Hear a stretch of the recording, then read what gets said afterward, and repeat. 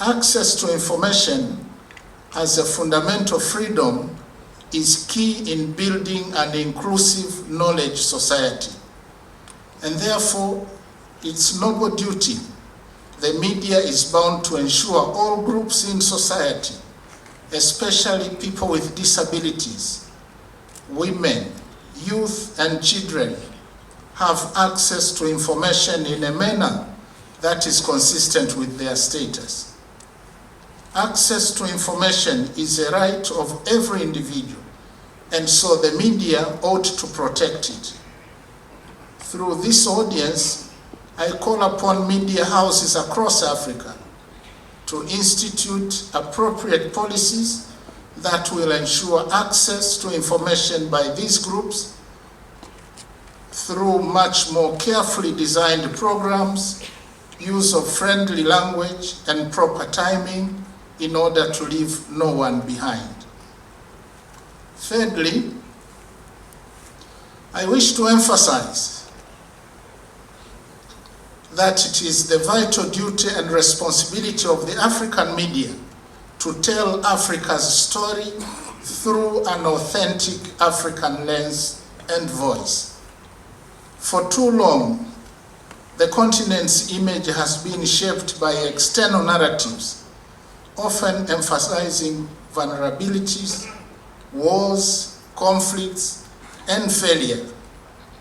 For too long, we have been called a dark continent, while overlooking the immense potential, resilience, and progress of our people.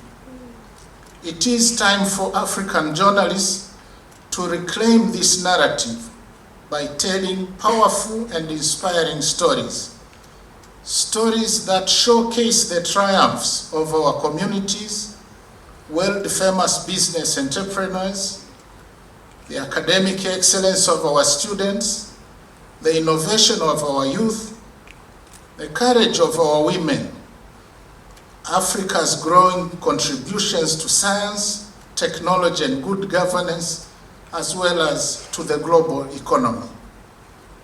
Nearly 4 decades have passed since the historic Yaoundé conferences of the late 1970s and early 80s, which called for equitable access to global information flows and meaningful participation of the media from developing nations. Today, we are reminded of the urgency to revisit and reaffirm these commitments and to begin writing our history in our own words, with our own voice.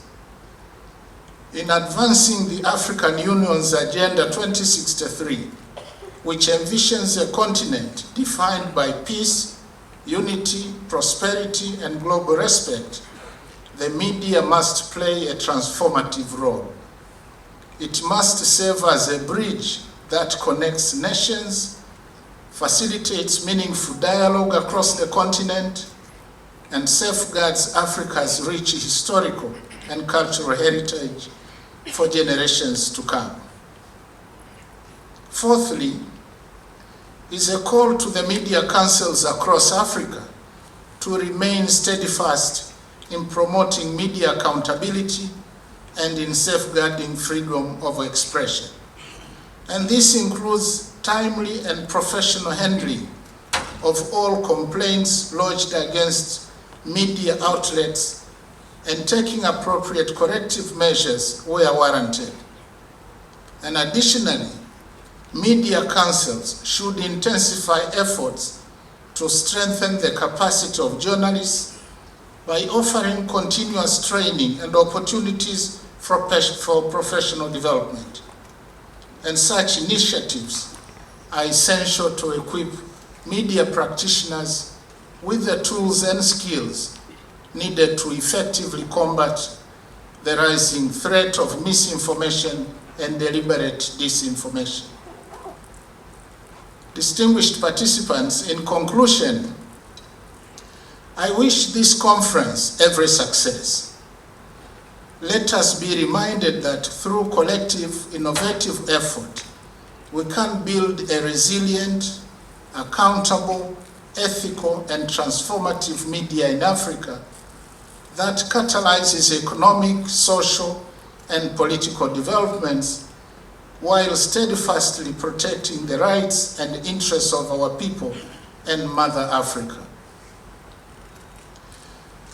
I wish to end my opening remarks by joining the Media Council of Tanzania to congratulate in a very special way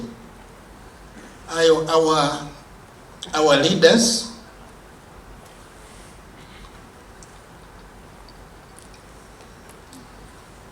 our first president and father of the nation,